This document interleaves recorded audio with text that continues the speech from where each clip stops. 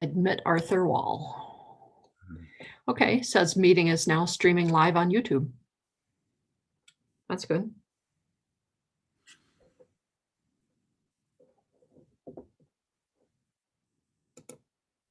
Oh, there you are.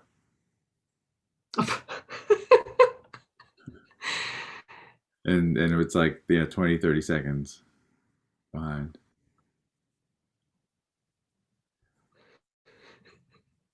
Yep. Yep. Well, at least I wasn't picking my nose or something.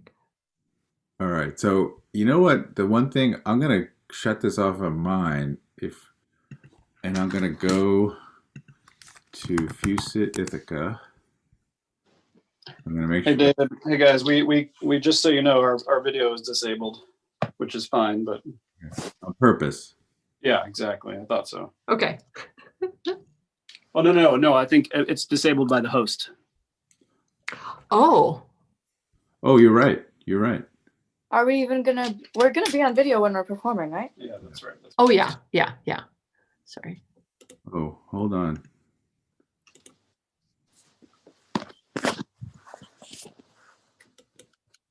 Okay. So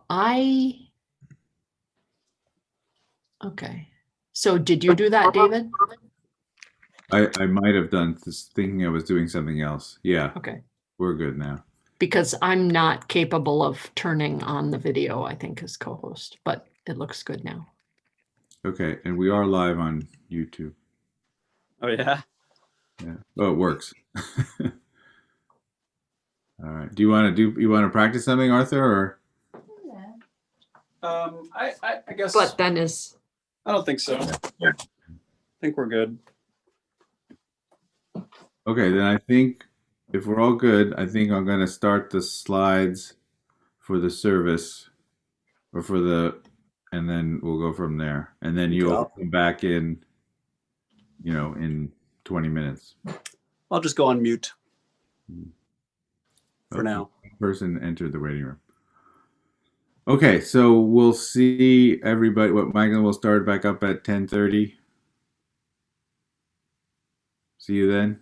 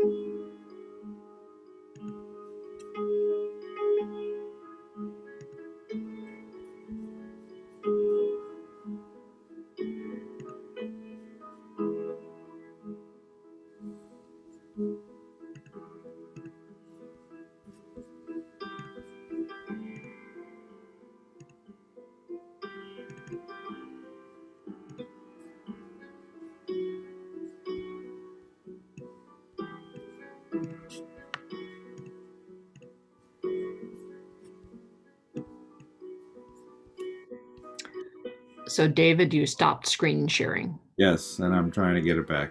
I can't find my PowerPoint, which is awkward.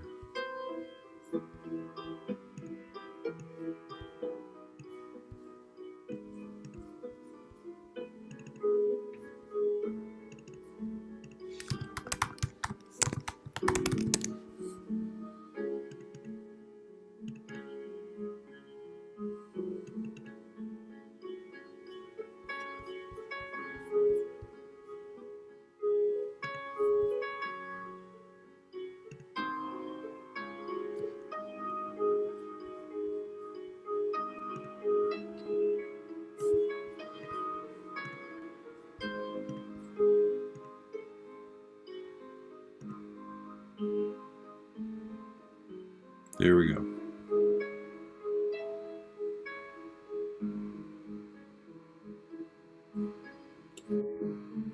I'm still seeing it in like a presenter view. Hmm. Where you have like next slide and click to add notes. That's not what I have.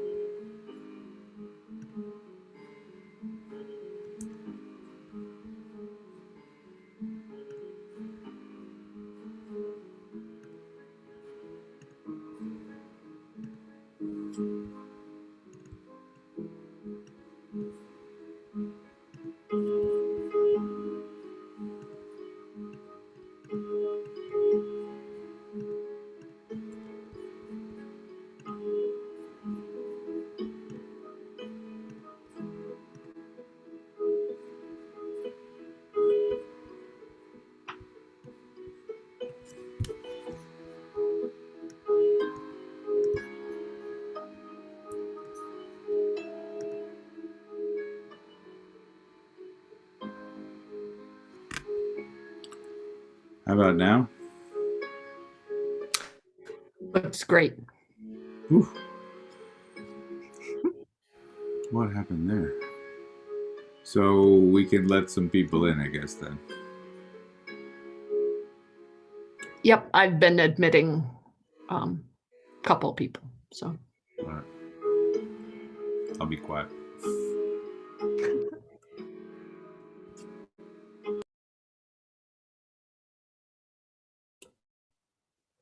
David, then we can't hear the music if you mute yourself.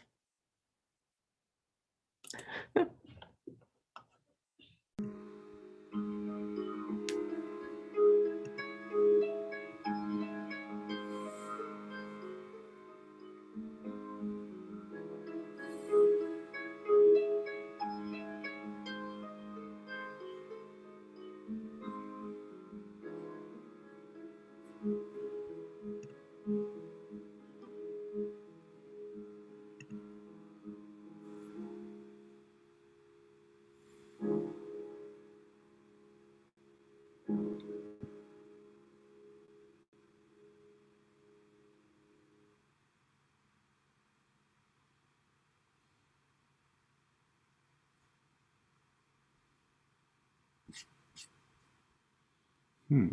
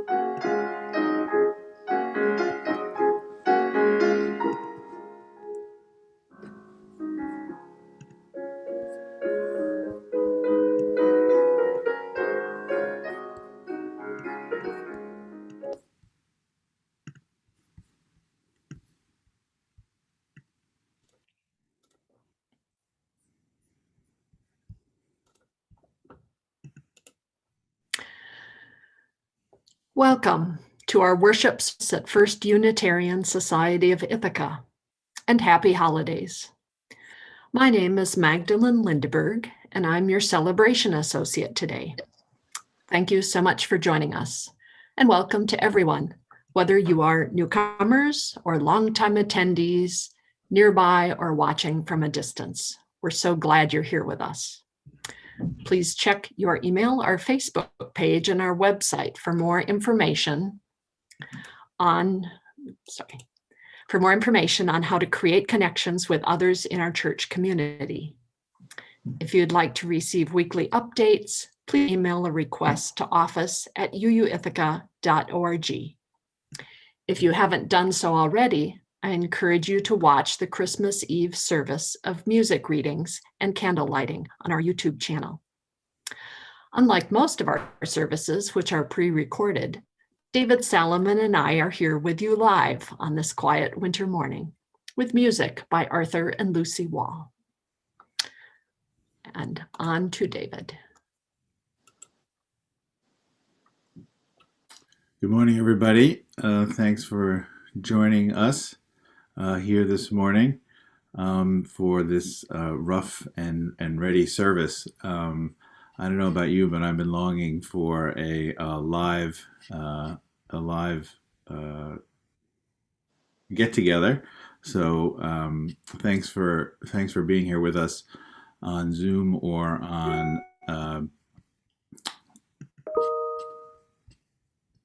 YouTube. I'm just going to share my screen and remind people who might be on YouTube that you can join us live here on Zoom. There, go to zoom.com and type in that ID number, and it should let you in. I see a number of people here, so thanks everybody who is here for coming and finding us. I know it's not the norm, so that's maybe not as easy as it seems to do that. So we are live. We have rehearsed. I have hosted many a Zoom session, 60 this past semester, but things could go wrong. And so bear with us and just know that our best intentions are at play, and hopefully it'll go well, or well enough. So there's that. So join us on Zoom. Of course, you can keep watching on YouTube if you want. You're a Unitarian. You'll do whatever you think is best for you. Okay, no, before we do that, let me get out of this. See, we're already messing things up. Great. Opening words from Emerson. There is a deep power in which we exist and whose beauty is accessible to us. Every moment when the individual feels invaded by it is memorable. It comes to the lowly and the simple. It comes to whomever will put off what is foreign and proud. It comes as insight. It comes as serenity and grandeur. So in that spirit, I invite you to come into this special place, these special places. Whoever you are, whomever you love, wherever you are on your spiritual journey, you are welcome here. Here you belong.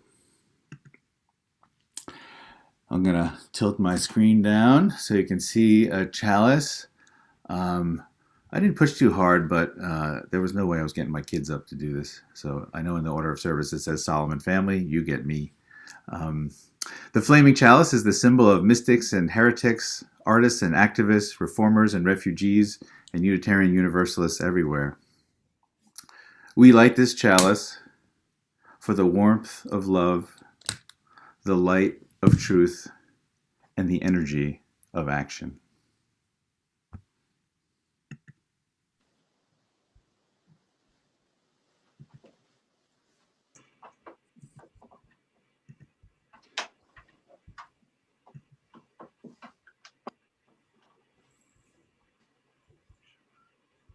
Okay. Hello, everyone. This is Arthur and Lucy. You're not going to see us, but you're going to hear us. Lucy is going to do a one measure intro to the song, the melody that you'll probably recognize. And then the next time through, please just join along and sing to yourselves at home with our accompaniment.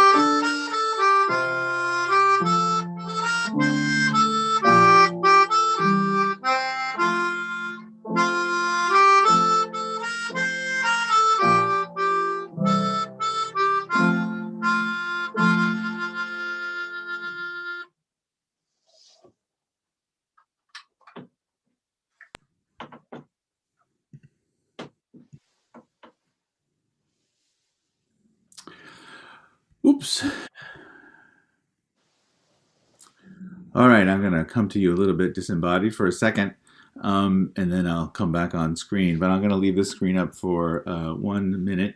And so today's service, or the bulk of today's service, I hope, will be us sharing our stories of the holidays in general, of from the past, present, and future. Titled this section "Gifts from the Past." So things that are been given to you or keep coming to you. Sorry.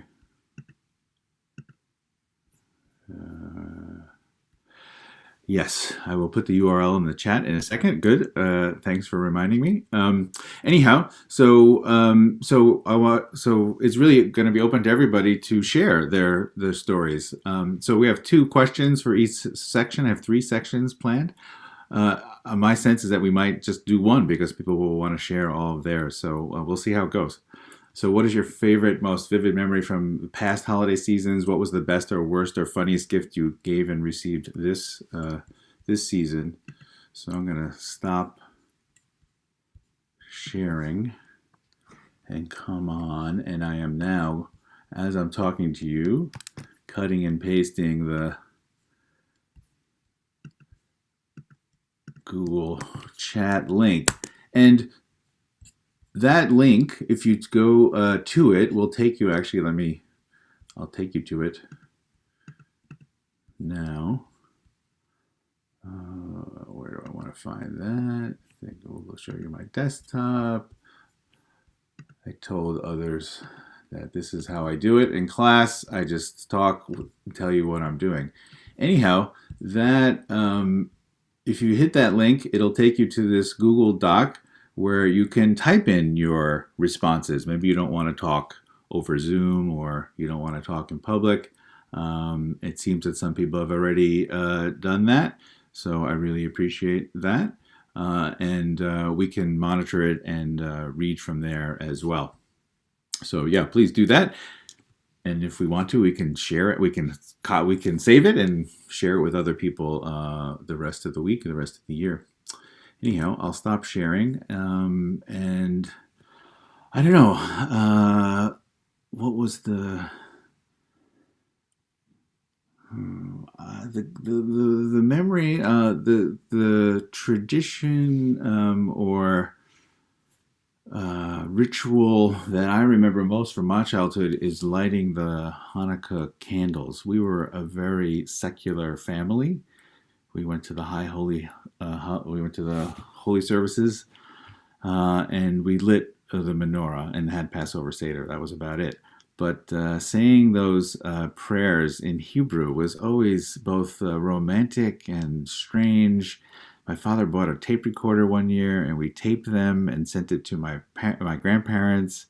So it was a big deal. And just recently, my father, who's ill, had my brother tape him on his iPhone saying the prayers, and he sent it out to all of us kids. So that tradition lives on. So I'm already bridging the past to the present. But it's the one thing that, it's definitely the first thing that popped into my mind. Anybody else have a memory or a gift they want to talk about and share with us? You can just shout out and we'll go from there. I have one. Great. Jack, sounds like. I can't remember my age, anywhere from 12 under.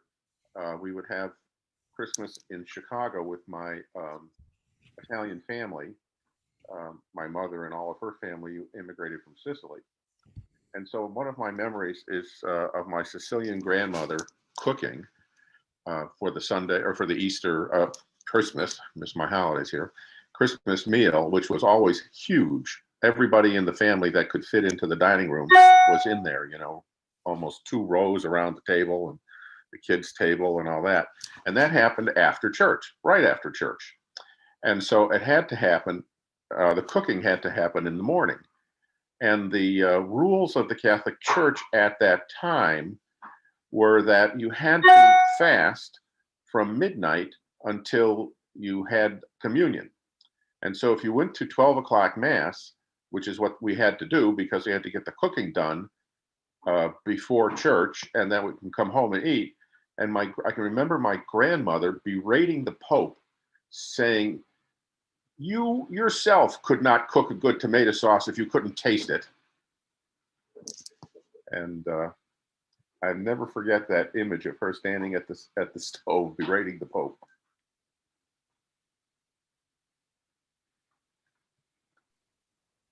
Yes, I'd like to share. Go ahead, please do. When I was in high school, my parents and my sister and I went down to the International Fair in Boston, and there were lots of fun stuff. There was good food and, Belgian waffles and bagpipes and things like that. And one of the displays was a number of artists who were doing charcoal sketches. And my sister and I decided to have ours done as a Christmas present for our parents. And when they were done, one of us kept an eye out and make sure the parents weren't anywhere nearby. We wandered around for a little bit to make sure that the stuff they sprayed on it had set and dried.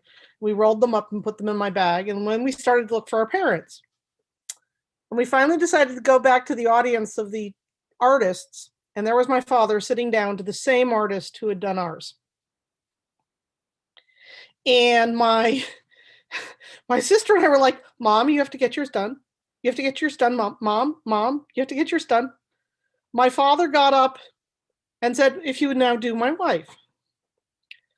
And so he did Mom. And on the way home, Mom was so pleased with their pictures. They said, well, next year, we're going to have Laura and Barbara done. And we're in the back seat dying of laughter. So for Christmas, the tradition was that the youngest child's presents were opened after breakfast. Stockings were done before breakfast. Then the next youngest. So Laura's the youngest, I'm number 4. Between us, we handed one rolled up portrait to Mom or Dad and one flat portrait to the other parent and waited. And as soon as they saw one, I think Mom got hers first and she saw it and she knew what the other was. They were so pleased. And they were in the dining room for many years. I don't know what happened to the other 3, but I still have mine. So one of the best Christmases. Awesome. Thank you, Barbara. Who else? So I can share a short one that I wrote And then about, Great. and I'll Magdalene. spotlight myself. So reading David's prompts about best and worst gifts led me to think about another category, which is underappreciated gifts whose significance only becomes apparent with time. Like when I was 5 and my great aunt Alice presented me, happily, with a stuffed Jolly Green Giant doll for Christmas. She acquired it by redeeming can labels from the Green Giant Canning Company. It was a far cry from the dolls in pink ruffled dresses I dreamed of. But 50 years later, I still smile at the thought of her joy in the presentation, her legendary thriftiness, and this iconic symbol of Minnesota. As a teenager, I was likewise underwhelmed by the Christmas stockings that Dad filled with bungee cords and vice grips, typically purchased at Fleet Farm a couple days before the holiday. But decades later, I have come to appreciate the value of both of these items and everything they symbolized about my father. Awesome. Thank you, Magdalene. Harry, I think I saw your hand up. Yeah. The year I turned 22, I was in what was then called South Vietnam. And I had made it very clear to my family I didn't want anyone to do anything for me. My oldest sister, Rosalie, ignored that, sent me a package. It sat on a shelf for probably a month and a half until Christmas Day. And I opened it to find homemade cookies and cake and shared it with my friends, and it became a Christmas Day after all, in spite of myself. I've never forgiven her.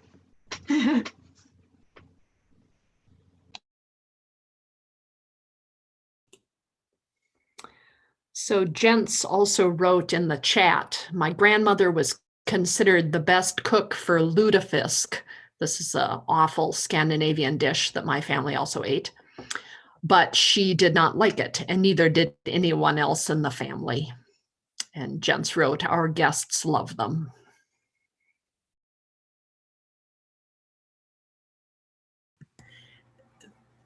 There's one more piece in that, which is that the lutefisk will take silverware and turn it black. And so when we would sit down at this big gathering at the Christmas table, all of the guests had stainless and the family had silverware.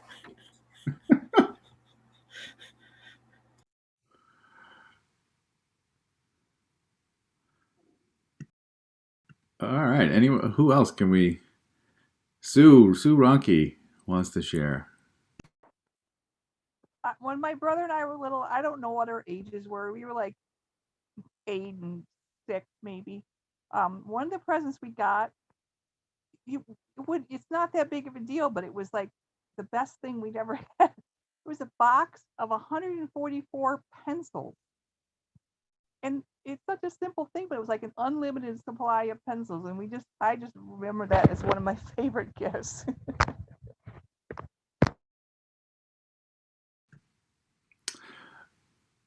Well, that just makes me think of on the maybe the opposite extreme of that. My favorite gift and the way I got it was also my favorite memory of childhood gifts. Was an RV, a RV, a mini RV, a plastic RV for the $6 Million Man. People remember that. I see some head shaking. But what I remember about it mostly is my parents saying, "David, I think the sump pump is on. Could you go and check?" I'm like, "Sump pump? Like, I don't even know what a sump pump is." It's in that closet over there, and that's where they hid it. So, and we recently had some bad experiences with sump pumps in the last few months, and then even on Christmas Eve. So that story came back to me as well this year. I'm going to shift gears. We can come back to old stories and old gifts too. But first we have to do some business.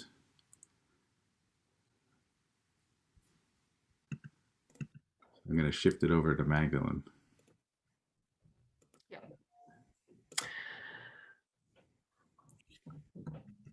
Each week, we take an offering to sustain the important ministries and programs of this congregation and its presence in Ithaca. The giving information will appear on your screen in a moment during the offertory music. Giving to the plate is important. It's a symbol of our gratitude for this service and our ongoing commitment to support the work of this church. The first time you give with the text link, it's a longer process, but after the initial information is entered, the following donations are quick and easy. So please take a moment and give through either the text option or the giving button on the homepage of the website.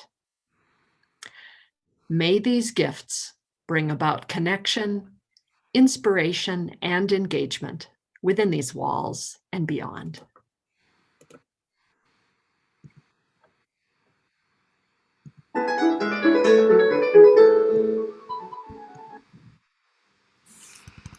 Sorry.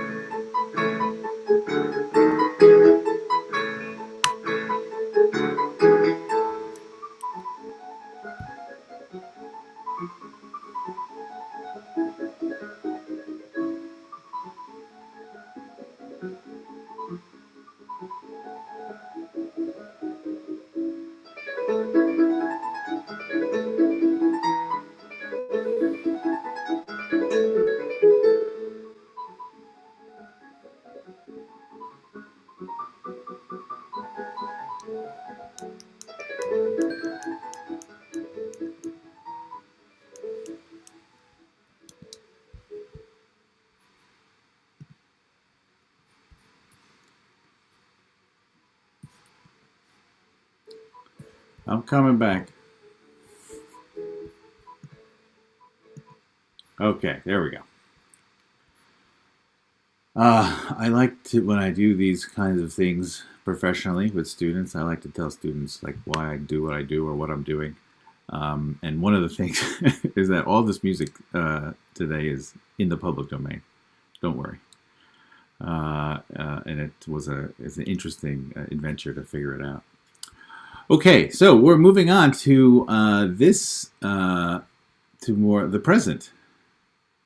So, oops, let me share before I go full screen.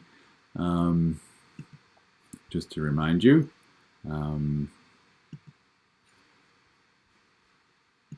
pretty similar questions. What holiday tradition or ritual did you perform this year?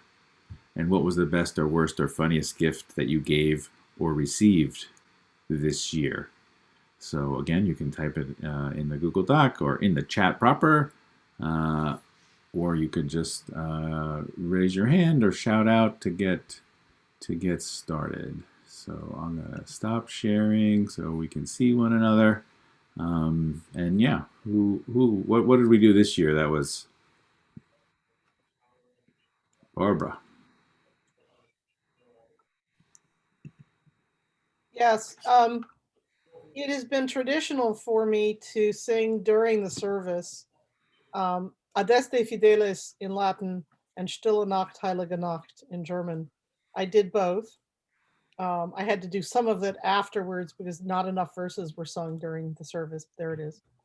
And afterwards, my father used to read the Luke chapter 2, the King James Version, before we hung up our stockings, and I read that. And I listened to them all in the night visitors. My sister was a mall in a elementary school production. And I added The Other Wise Man, which I'm not going to relate. It's a heart-jerking story about the fourth Magi who tried to follow Christ, tried to get to Christ at his birth and followed him and didn't manage to see him until his death. And then and gave away all the jewels that he was giving, was going to bring to the child to help other people. And then in the morning, I listened to the Philadelphia Brass Ensemble playing, starting with the 12 Days of Christmas, which Dad always played to let us know that it was time to come down.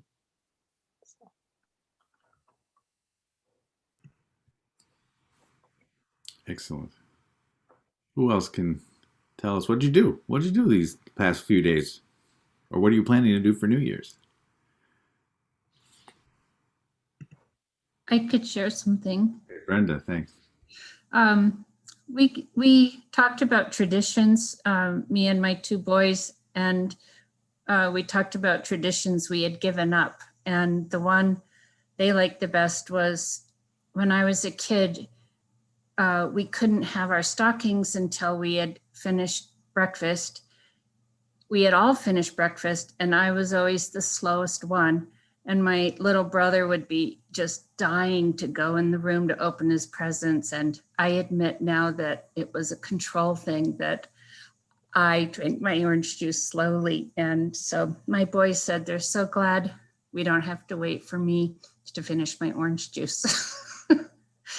We also gave up making turkey because they told me they thought it was dry. So we had turkey every year my whole life, and I found you can change things and still enjoy the day. Thank you. Thank you. I have something to share. Am I hearing? Yep. Okay. We can hear you. We can hear you, Jack. I can't tell that I'm talking because the yellow is not there. So I'm from a fairly big family. I'm the oldest of 6. And as we grew up, everybody gave everybody presents. But as the families got bigger and started to have kids, we started doing draw names out of a hat. And you would only give one present to one person. And we've kept that up over the years. It ended up being Secret Santa, so you didn't really know who you were getting, who was getting you a present. but we would gather usually at Christmas time and have the presents shared. And we had this interesting rule that if you were like the third person to get a gift and you opened your gift and you preferred one of the two gifts that had preceded you, you could take it.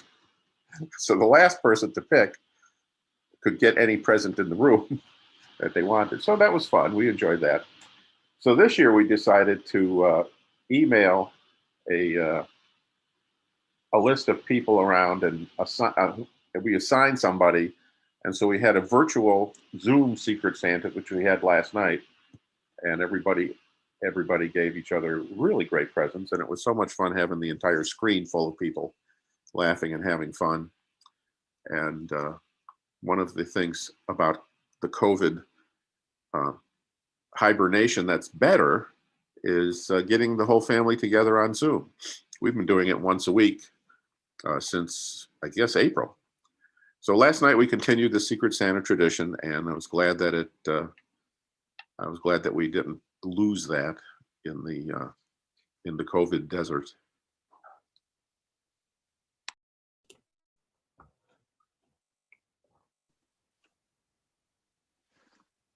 I had something I could share. Yeah.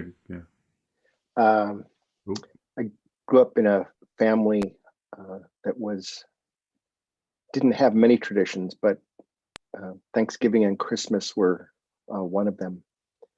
And there wasn't much warmth or touching, but there were the Christmas Eve dinner with an aunt and a grandmother, and it was all very formal and not much fun for a young boy. But Christmas morning, the tradition was lots and lots of presents. So needless to say, that was fun for a young boy. And the tradition was that there would be a stocking over the fireplace and then a long line of presents stretching out from the stocking into the room. And one could tear them open and, as I say, good fun for a child. But what I was thinking of this morning was just how, as the Christmases evolved from 2 children and 2 parents, it broadened to include some friends of the family, and in particular a Jewish family of my childhood friend. And then the Christmas morning became very warm and celebratory with lots of people dropping by, and the latter part I was just thinking about in this conversation. It's a good memory. Matt, did I see your hand? Yeah. Good. Keith, that sounds so familiar. I grew up with always a patriarch at the head of the table carving a big hunk of meat and a formal Christmas dinner, Christmas afternoon. And I'm a pesca vegan now, which means I eat fish and seafood, but I avoid dairy. And so holidays are kind of a tough time in terms of trying to find new traditions or new ways of enjoying a big holiday meal. And this Christmas we got a big salmon, and Wegmans sells these huge fillets of aquaculture Atlantic salmon, which I usually avoid. I prefer wild salmon, but I wanted something big and carvable. So it was, so we all loved it, and maybe it's the start of a new tradition.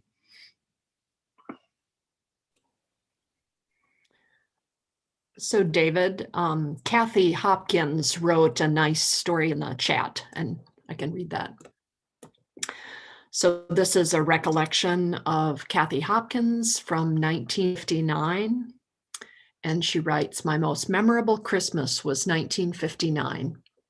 My mother had just gotten a job at Belk's department store at 75 cents an hour to provide extra fun money for the holidays.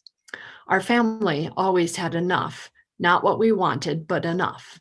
We had the cheapest house in a good school district and enough to eat. Their bills were never paid, but I had one good pair of shoes at the start of the school year. As fate have it, That was the same day my father, sole breadwinner for our family of 6, lost his job. Our usual tradition was for each of us to have one big present supplemented with socks, sweaters, or underpants. There was also a stocking with pencils, toothpaste, and orange chocolate, a book, or small toy for early morning. They pulled it off. We had our tree, the early morning stocking, followed by a waffle and sausage breakfast. The big present was a magazine cutout of what we wanted and a promise for it to materialize when Dad had a job again. The Samsonite luggage set arrived within the year. While I still like to travel, it was the traditions that were important. I learned that I can create my own traditions whenever and wherever I am, adjusted to the truth of the circumstances. Upon reflection, this story also led to my mom's successful career in real estate, and by association, mine. Thanks, Kathy, if you're listening.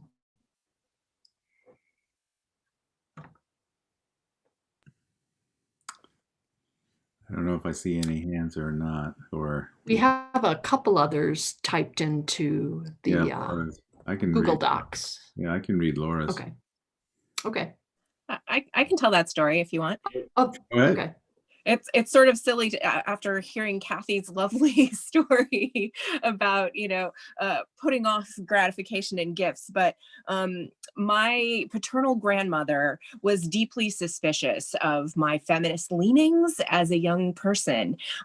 She was, I'm sure, convinced that I was gender nonconforming because I didn't conform to her vision of what a girl should look like and be and do.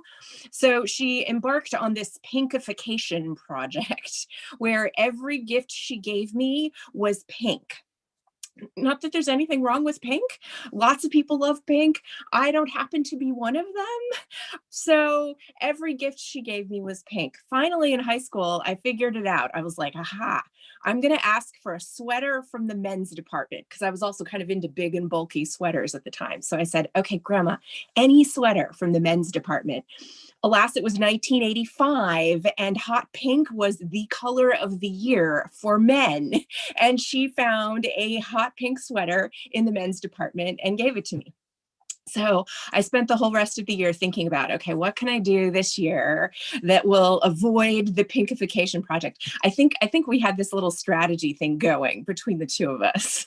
I don't know if she'd ever admit it, but we were strategizing. So I said, okay, Grandma, this year I would love a Walkman, and a Sony Walkman.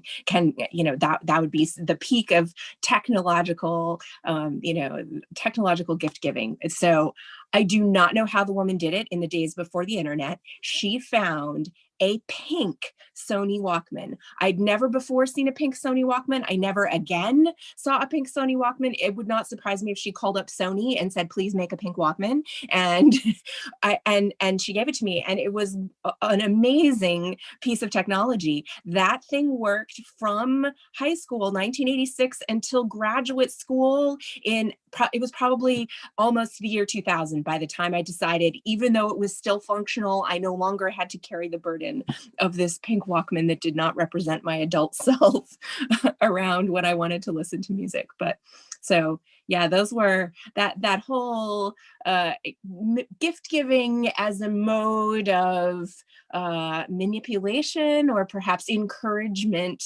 is an interesting aspect that sometimes can creep into to our gift giving projects. Anyway, that's my pinkification project gift story. That's awesome. So David, Marty has something in the Google Doc if you want to read that. Where is that? Who's that from? Marty. I didn't see it. It's right underneath Jens. Yeah, great. Sorry. So Marty has 2 memories. Miles, age 4, insisting that I take the glass front off the fake wood glass stove, so when Santa came down the stovepipe, he would be able to get into the room to fill all our stockings, taking turns opening our gifts one at a time over the course of the following week, taking time to try out each one before moving on to the next, as another tradition. And then watching the sunset from Boojum Hill, north of Boston. I'm sorry if I pronounced that wrong. On Solstice Eve with a group of friends. Rich was blind, so I explained to him as I lit a candle in a jar that I was catching the last rays of the sun to take home to light our Yule fire. I brought his hand above the jar, and he jumped and laughed as he felt the heat. Then watching the sunrise from Long Beach the next morning in Nahant, with the full moon setting behind us as the sun rose over the ocean. We sang the Whoville morning song from The Grinch Who Stole Christmas as we watched, shivering in the wind. That's beautiful. There's also, in terms of things that people did this year, Harry watched A Charlie Brown Christmas again. Although, where can you find that now? Like, it's HBO? It's like hidden. It's somewhere hidden. And then Margaret Nichols shared that she brought a bottle of sherry for the holidays, and that continues her parents' tradition of having sherry every night before dinner. Good stuff, and I enjoy the link with them as they are both gone now. That food memory, or food tradition, or spirit tradition, we debated, since it was usually my in-laws, Wendy's parents, usually come for Christmas here in Ithaca. And we have lasagna on Christmas Eve and some kind of beef roast on Christmas Day. And so among the things that seemed different, like would seem that we could go off that menu. And the children insisted on the lasagna for sure. Although we did make a spinach half, so half spinach. That was our one innovation. And then we had a long conversation about what we should have Christmas Day. Turkey's totally out. Cooking a lot of stuff is also, you want to have a relaxing day. We ended up with beef and potatoes. So right back where we started. So there you go, for change, or and maybe that is a 2020 kind of thing. The need to some people to have something familiar, on the other hand to break it open. Anyhow. I grew up with turkey for Christmas and Thanksgiving, same meal. I always helped my father put it together. Learned to make gravy from my mother. One Christmas, my father forgot to take the oven from preheat to bake, and we ended up with nothing in the pan for gravy. So I threw something together, and it was considered to be quite successful. But living by myself, it's been years since I had turkey for anything, because I don't need a 10-pound turkey plus trimmings and then all the leftovers. So this year I had shrimp scampi with pasta and a butternut squash leek soup. I'm going to just put up, I'm looking at the time, and which is that just to remind people, or just to ask about, what are you thinking of for the future? Gifts to give to the world, or give to yourself, or give to our congregation, or give to a loved one. Like what are you wishing for these days? So if you want to talk about something old, that's fine too, but just so I got that in there. It's kind of like a advertisement for the future. Anybody have any hopes and wishes they want to share? Well, the theme that you've chosen has been making me think of Christmas Carol all day. And I don't know if it's going to happen again in the future, but I know that for several years in a row, right, the Hangar was doing different renditions of Christmas Carol. And I had seen the play maybe once long ago before this new incarnation, so I've been really enjoying that. And I kind of hope maybe next year we can do that again. One of the special things about that is that Mary Hopkins has been in it for several years in a row, and when the pictures come up each year and you see memories from previous years, the last few days we had a few pictures from the last couple of years of Mary doing that. So that's one thing I feel like is a gift to the community that I would like to see again and enjoy again. And maybe we can a year from now. Maybe that'll happen again.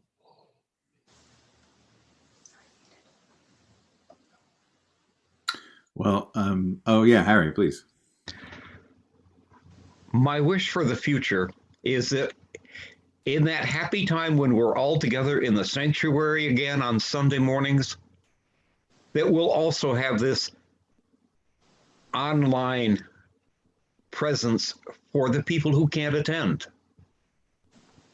and for the greater community out there and frankly for the rest of the world. I've always wanted our services to be out there anyway. That's all. Like that.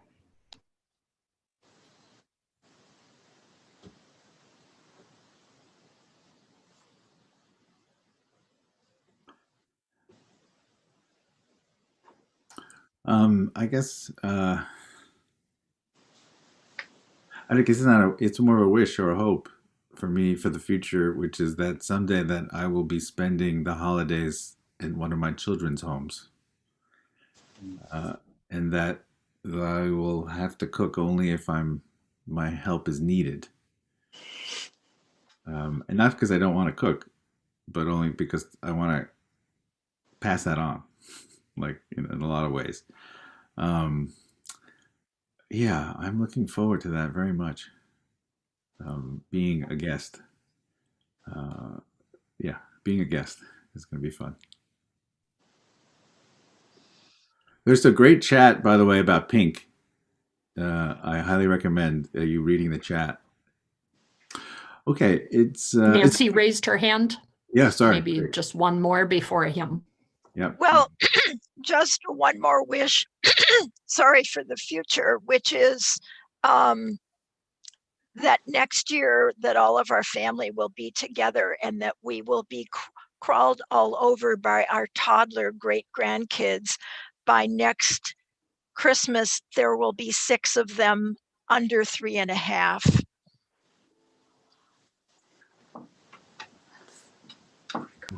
That's exciting. Okay. We're going to shift to just about, or we're already out of time.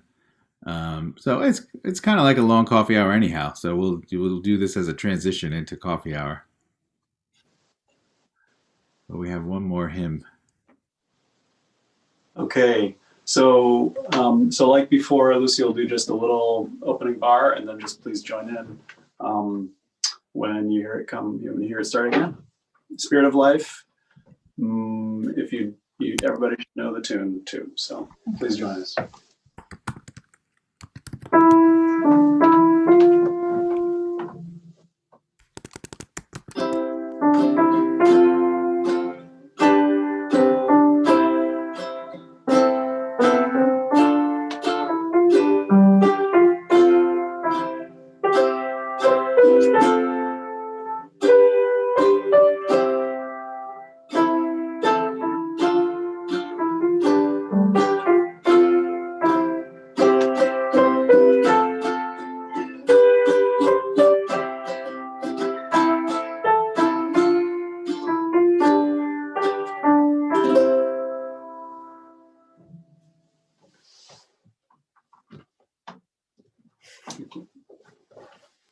Thank you, Arthur and Lucy.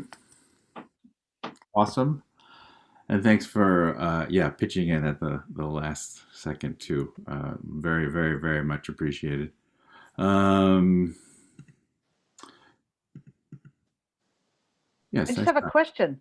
Yes. I sort of didn't follow all the instructions and didn't know we were already on Zoom. And I'm supposed to be doing Joys and Sorrows. Is this just going to be a continuation of? No, we're going to stop this. And Okay. we're going to go to the regular coffee hour Zoom. So it's another Zoom link. Yes, the one that we have every week. The ongoing. Sorry. Yes. Well, come on. You don't want another Zoom meeting? No, it's just like. I hear you. Oops. Hold on one second. Okay, so to close things out, we'll finish the Oversoul from Emerson, or another part of the Oversoul for our closing words, and then extinguish our chalice. Within us is the soul of the whole, the wise silence, the universal beauty, to which every part and particle is equally related, the eternal one. When it breaks through our intellect, it is genius. When it breaks through our will, it is virtue. When it flows through our affectations, it is love. So, we extinguish this chalice, but not the hope, love, and courage that it represents. We carry our love and our courage out into this beautiful and broken world. Our service is now ended. Let our true service begin. Go in peace, everybody. Keep sharing your stories with one another. And we'll hope to see you soon in Zoom or at Wegmans or somewhere else. Feel free to head over to the coffee hour.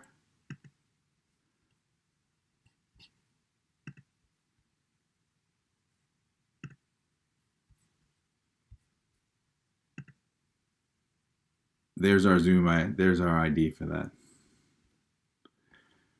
All right.